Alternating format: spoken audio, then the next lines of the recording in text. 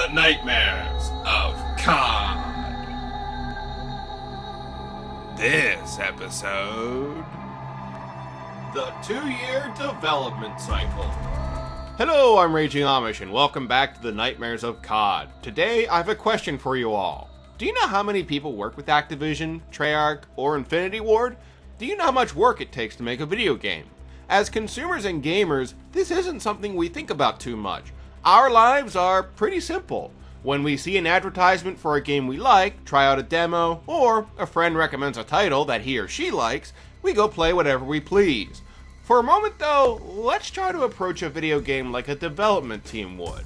What does it take to actually create a game? How much time, money, and effort do you need to make a quality title? In my opinion, the answer is very case specific. Developing a game heavily depends on your budget, your team, and what kind of products your competitors are making. A development team creating a mini Flash game on the internet will obviously have a different approach than, say, the console developers. So let's focus our attention on the latter. When making a game on the consoles, very few developers follow a hard schedule for releasing a title. Series such as Gears of War and Halo follow this line of reasoning. We may get the occasional spin-off from the main series, but the core titles are spaced out with 2.5, 3, or possibly 4-year gaps between titles.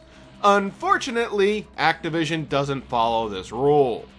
Call of Duty truly is an anomaly in the gaming market. Full release $60 gaming titles take a lot of work to bring together, and yet Activision, Treyarch, and Infinity Ward have historically followed a very precise, rigid 2-year development cycle. The plan is simple. Every fall, a Call of Duty title will be released in early November for the holiday season.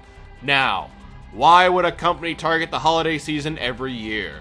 Take a guess. And the money.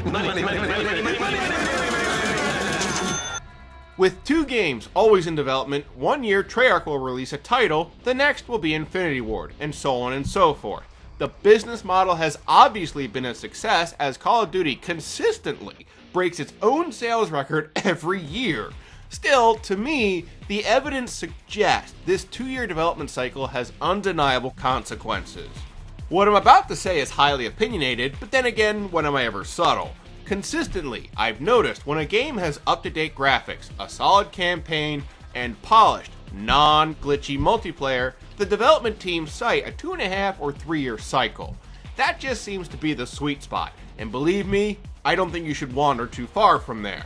If development for a game goes too long, you get something like Duke Nukem Forever, where the title visibly showed that too many ideas tried to come together over time, and it fails to live up to expectations.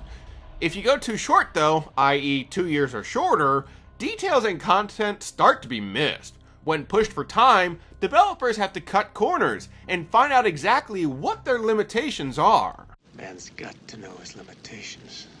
Here's a good example. One of my favorite multiplayer experiences ever came in MechAssault 2 back in 2004 on the original Xbox. MechAssault 1 had only just been released in 2002. So, with a 2-year development cycle, I can tell you the sequel was not a complete package. The campaign was barely over 6 hours long and did little to impress. The multiplayer was awesome, but the single player may as well not have existed. A short development cycle hurt the game overall.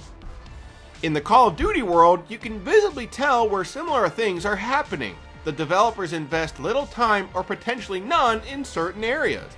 For instance, I'm surprised the Call of Duty developers even bother making a campaign anymore. COD is so clearly a multiplayer title. Why bother making a campaign that's just over 6 hours long? Just why?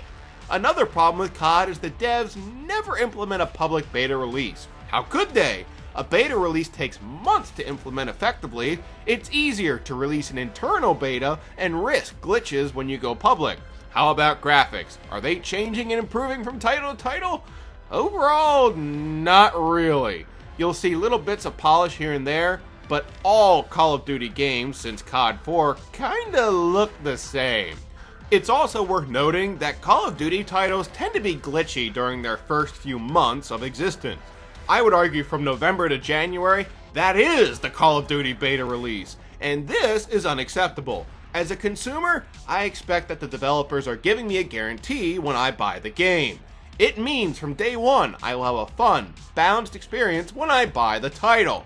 Sadly, the only guarantee we get with COD is that the first few months will come with some pain. You want a guarantee?